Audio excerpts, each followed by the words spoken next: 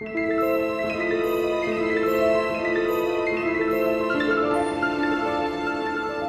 there, my interweb friends. Welcome to part 4 of my Monsterverse review. Today, I will be talking about Godzilla, King of the Monsters. But before I get started, as always, I will be talking a few spoilers, so if you haven't seen it yet and you don't want it spoiled for you, stop the video, go check it out, then come on back, we can talk about it. But now that we're past the spoiler warning, let's dive in, shall we?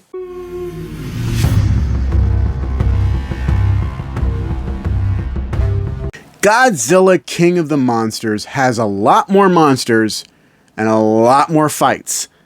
The human element gets kind of lost, and some of the choices made by the humans are a little baffling. For the most part, it's really enjoyable for the monster fights alone, but the story needed a little bit more work, to the point where, do you even really need a story if you're just going to have all these monsters fighting? As I'd mentioned, the human characters are a little meh in this movie. There's just so many baffling choices that are being made. Like, for example, the decision to unleash the Titans to save the world, to let them destroy it in order to save it, is just, it's really mind-boggling. It's like, who thought that was a good idea? I know it's a point to keep the plot moving forward so you can have all these monsters, a reason all these monsters have come back, like Ghidorah and Mothra and all those other things, but it just kind of feels a little, to me. One highlight for me in the cast was Millie Bobby Brown. I think she does really well as the character of Maddie, and she's conflicted between loyalty to her mom and loyalty to her dad, but also, like, her mom's doing some pretty shady stuff trying to bring these monsters back and dealing with these mercenaries. So to see her kind of try to overcome that was pretty interesting. I wish that all that was a little bit better handled and just explored, but it is what it is, and it was fine for what we got.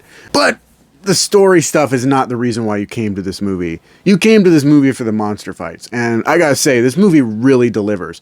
These monster fights are even bigger than any of the ones in Godzilla, even Monarch and Skull Island. It's just huge, big, knockdown, drag-out stuff.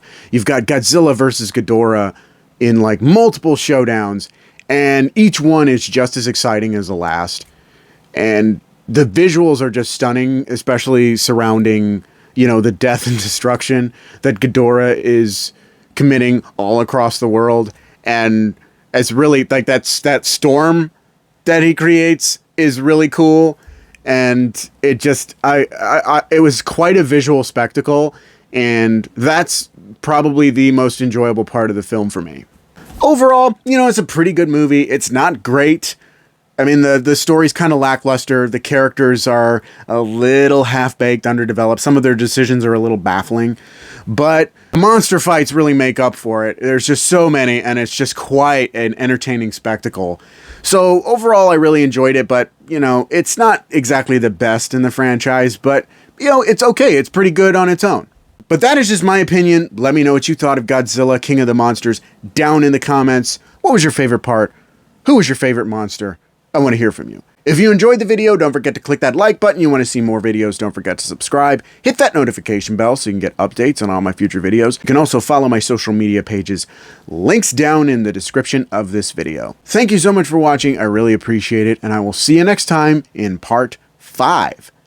Bye.